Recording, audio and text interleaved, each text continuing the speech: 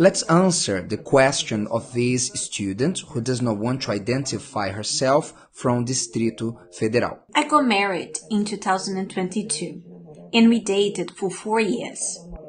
As we were living separate, we didn't know the habits that each one of us had. And then we got married, and then I had the surprise that he had a video game addiction, to the point that I would ask him to do something, he would say, no, later, and I had to wait. I had to wait for him to come back from work, and as soon he would arrive, he would sit down on the sofa and just to rest, or he would go to the toilet and spend hours and hours playing his game.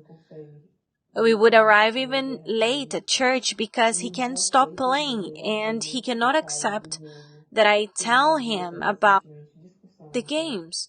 We had even an argument because this is a lack of commitment with me and even with his life with God. And I tell him, for you to go to your work, you don't delay, you go, but inside of the house, and let it be with any other thing, the addiction does not allow him to do anything. And for me, it's been unbearable because we don't have a marriage.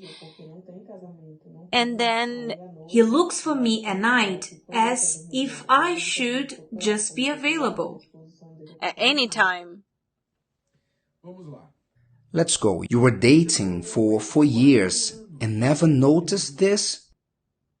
Honestly, when I say that people don't know what dating is anymore, it's for reasons like that. How can someone date somebody else for 4 years and not to identify this serious mistake with the behavior of her boyfriend? Do you know why this happens? As I said, people no longer know how to date.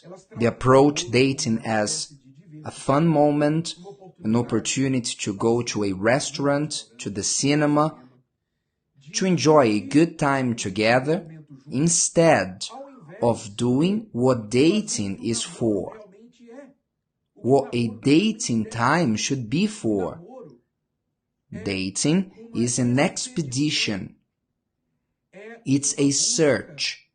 It's a journey to explore who the other person is and to allow yourself to be explored by the other in the sense of personality, objectives, observing the behavior, to get to know their family. From what tree did this fruit come from? Are you understanding? It's time for you to do all this homework of expedition. If you take more than 1 year and a half to decide, 1 year is good enough, but let's say 1 year and a half. If you take longer than that to decide, to find out if that person is to be married with or not, you're not knowing how to date. You don't know how to date. And because of this, people as our student, they spend years dating, so to speak. They explore what they shouldn't be exploring, which is the body of each other. This is the easiest part to understand. But they put this ahead of time. They take long with dating and explore the body of each other, what they shouldn't be exploring, and what they should be doing, they don't go deep with it. And there are surprises like this before marriage or after marriage. So you who are dating, pay close attention. Dating is not for you to go out to a nice restaurant, to a nice party, a trip together, to be kissing, hugging each other, because this, later, it will work, don't worry. After you got married, the body, the mouth, the sexual desires will be there. But what you will not know if will be there are the things you haven't learned during dating time. As our student, the husband learned that he is addicted to video game. So much so that he can arrive from work to put himself in the couch and for hours spend there. He does not want to take his wife to certain places, which is not even a favor, to take your wife to the supermarket, to the doctor. If the husband can, he should go. If he's playing video games, so he can. So he does not do that. He arrives late for church and gets upset when she says something. But here's the problem, students. What is the mistake you are committing here? The mistake is to only make drama.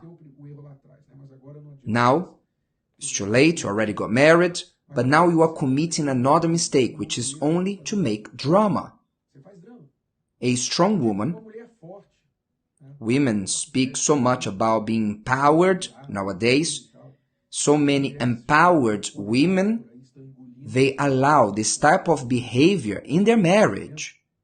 Women speak so much about being strong, and they don't know how to set boundaries to their husbands. Because if you were a strong woman, if you knew how to be one, this wouldn't have happened more than twice. If it had happened once, you had told him, the second a yellow card, and the third there will be a red card to him. In other words, you would say, whether you live or you change, whether you change or I move out, whether the video game or I won't accept this. The problem is that you only make drama, you talk, he makes a few threats, and you are afraid of losing. This is a great problem. People are afraid of losing, and in this fear, they accept, they lower their standards, and they allow everything from their partner. This is a serious mistake. A strong person in a relationship knows what is right, knows how to set boundaries, and know how to say it's enough. It's enough. This is the last time I'm talking to you, and if you insist with this mistake, you won't find me in the house anymore. If he goes to the video game, so he will find the house empty. And if he wants to reconcile, so he will have to have a serious conversation with you, and he will have to say what he must change before reconcile with you. First, he changes, and then you come back, for you to be strong. But unfortunately, people don't know how to do that. But men and women in the love therapy are learning to do that.